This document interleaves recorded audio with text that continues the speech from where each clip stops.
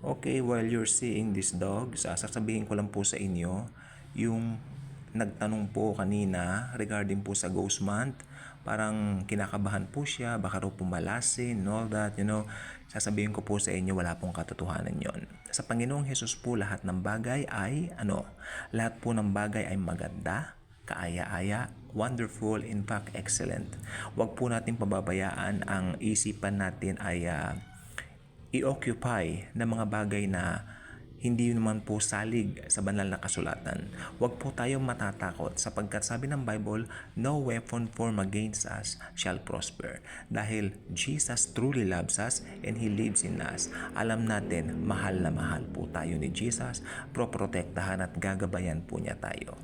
Mahal niya tayo, hindi niya tayo pababayaan. Okay? Walang malas sa Panginoon. Lahat ng araw sa Panginoon ay super duper ganda. Thank you po.